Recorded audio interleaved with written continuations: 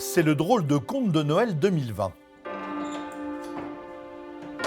Il était une fois au pays des châteaux, des châtelains optimistes. Ils avaient réussi à sauver leur début d'année avec une saison d'été pas trop mauvaise et ont commencé à préparer leur décor pour fêter Noël.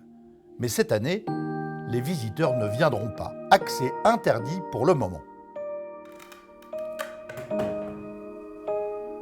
À Chenonceau, Jean-François Boucher continue à faire des bouquets de fleurs fraîches pour donner vie au château des dames. Renoncule, anémone, amaryllis, rien que du blanc, du houx, rouge et quelques feuillages argentés.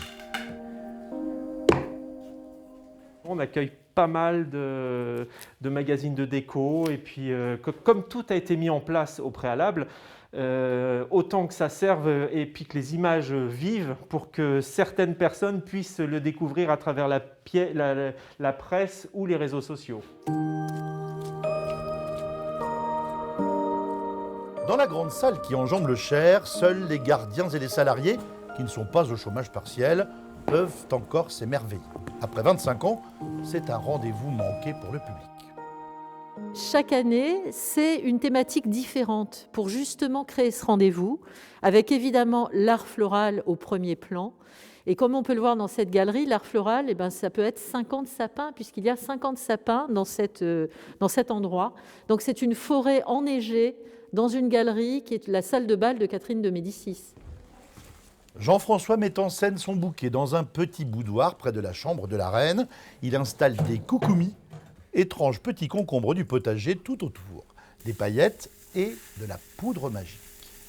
Et à Noël, il faut bien sûr un petit peu de neige.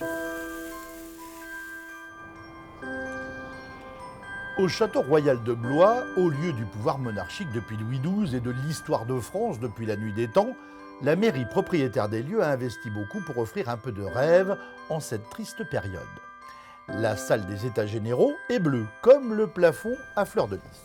L'idée, c'était à la fois de rappeler l'esprit de Noël avec le sapin, qui est une coutume assez ancienne, qui date largement du Moyen-Âge, et en même temps d'avoir des sapins multicolores, puisque la caractéristique des appartements royaux du château de Blois, c'est la couleur. Là encore, pas de visiteurs, les rois de France, les scolaires et tous les autres circulaient. Les sapins seront démontés et offerts à des associations caritatives. La conservatrice en chef est déçue, triste. Elle ne comprend pas pourquoi les supermarchés et pas les musées. Les premiers à partir seront les sapins blancs, ceux de la chapelle.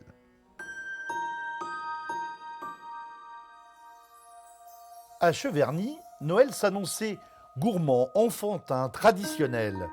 Au milieu de son calendrier de l'Avent géant, Constance attendait avec impatience d'ouvrir la case numéro 19, jour béni de la réouverture prévue au public. Et patatras. C'en est désespérant de voir tout ce parc, toutes ces décorations, toutes ces illuminations.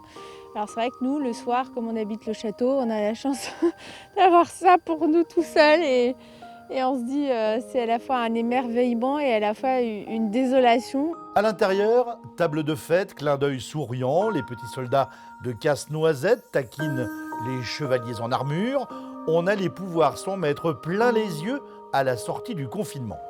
Il faudra attendre fin décembre, janvier. Tous les jours, on continue d'œuvrer pour que ce soit dans le détail, que tout soit fait comme il faudrait que ce soit fait, même si on a 0 visiteur. Donc voilà, le jour où on pourra appuyer sur le bouton vert, on appuiera et tout sera prêt. À la nuit tombée, le château offre un autre visage, féerique. Demain, comme tous les jours, Cheverny ouvrira une nouvelle case de son calendrier de l'Avent et fêtera Noël le 24 décembre avec mélancolie. Joyeux Noël malgré tout.